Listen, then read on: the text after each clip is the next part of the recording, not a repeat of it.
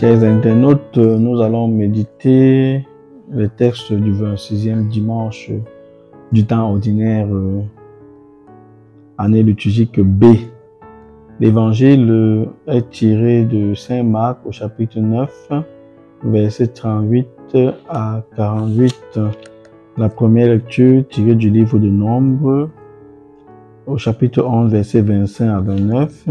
Et la deuxième lecture tirée du livre de Saint Jacques au chapitre 5, versets 1 à 6. Aujourd'hui, dans la première lecture, tout comme dans l'évangile, les collaborateurs de Moïse et les collaborateurs de Jésus sont inquiets. Inquiets pourquoi? Parce qu'ils ont vu d'autres personnes agir, chasser des démons au nom de Jésus.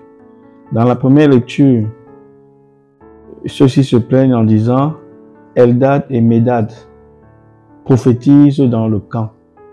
Moïse, maître, daigne les arrêter.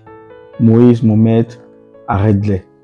Et dans l'évangile, nous voyons la même attitude où les gens disent à Jésus: Maître, nous avons vu quelqu'un chasser des esprits mauvais en ton nom, nous avons voulu l'en empêcher, car il n'est pas de ceux qui nous suivent. Jésus répondit: Ne l'empêchez pas, car celui qui fait un miracle en mon nom ne peut pas aussitôt après mal parler de moi. Chers internautes, ces différentes personnes se plaignent parce qu'ils se sentent privilégiés. C'est une attitude purement humaine, mais qui malheureusement peut devenir dangereuse. Humaine parce que ils se sentent privilégiés, ils sont avec Jésus et ils n'imaginent pas que d'autres personnes puissent également faire comme eux, alors qu'ils ne sont pas du groupe. Ce qu'il faut retenir déjà, c'est qu'on ne peut pas enfermer l'Esprit de Dieu. Tous ceux qui agissent dans le sens d'aider, de faire grandir les autres, sont également animés de l'Esprit de Dieu. Le vent, l'Esprit souffle là où il veut. Le vent, l'Esprit est comme ce vent-là qui souffle là où il veut. Et vouloir fermer, conserver l'Esprit pour nous seuls, nous fait entrer, nous fait plonger dans ce risque, ce risque sectaire qui consiste à garder ces choses pour nous. C'est-à-dire, l'esprit sectaire, c'est quoi? Tout le bien qu'on peut faire, il n'y a que nous qui pouvons le faire. L'esprit de secte pousse à quoi? À exclure. C'est un esprit d'exclusion qui tend à exclure les autres. Il n'est pas du même groupe que nous. Il n'est pas chrétien comme nous. Il n'est pas francophone comme nous. Il n'est pas anglophone comme nous. Il n'est pas musulman comme nous. Alors, il ne peut rien faire de bon. Il n'est pas du même parti politique que nous.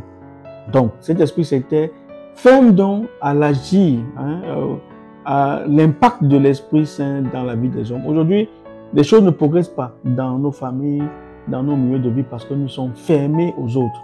Et Jésus voudrait nous faire comprendre que l'Esprit souffle là où il veut. Et chaque fois qu'une personne agit dans le sens de faire grandir les autres, soyons plutôt dans l'émerveillement. Et c'est pourquoi dans la deuxième lecture de ce jour, Saint Jacques nous dit: tous ceux qui agissent non pas dans le sens de faire grandir, mais dans le sens d'exploiter, de spolier les autres. Il leur demande de faire attention. Et donc, si quelqu'un est dans une entreprise et qu'il essaie de faire grandir ses collaborateurs, qu'il rémunère ceux qui travaillent pour lui avec une juste rémunération, alors celui-là est également animé de l'Esprit de Dieu. L'Esprit de Dieu aide l'homme à pouvoir mettre ses semblables debout, aide les hommes à pouvoir travailler pour le bien des autres hommes. C'est vrai que parfois les tendances égoïstes de la chair nous poussent à recentrer tout sur nous-mêmes, mais nous devons avoir cette ouverture d'esprit. Notre appartenance au Christ par le baptême n'enferme pas l'Esprit de Dieu dans le corps de l'Église. l'Esprit de Dieu peut agir dans la vie de ces personnes qui font des choses de façon inconditionnelle, ces personnes qui soignent, ces personnes qui conseillent, même s'ils ne sont pas chrétiens, mais qui donnent de bons conseils à leurs frères ou à leurs sœurs. Toutes ces personnes sont également animées de l'Esprit de Dieu. Mais il faudrait, je finirai par là, avoir le discernement. Est-ce que celui qui agit comme cela agit sans intérêt ou alors il agit pour son intérêt propre? On peut accomplir une action positive, mais avec pour visée finale de travailler pour son propre intérêt. Si c'est de façon désintéressée, alors dès ce moment, cette personne est également animée de l'Esprit de Dieu. Que l'Esprit de Dieu puisse animer chacun d'entre nous afin que nous puissions vivre dans un monde plus humain, dans un monde où on n'est plus recentré sur nous-mêmes, mais ouvert à pouvoir donner ce que nous avons reçu gratuitement de Dieu aux autres, afin qu'eux également puissent en profiter et en bénéficier. Que le Seigneur nous bénisse au nom du Père, du Fils et du Saint-Esprit.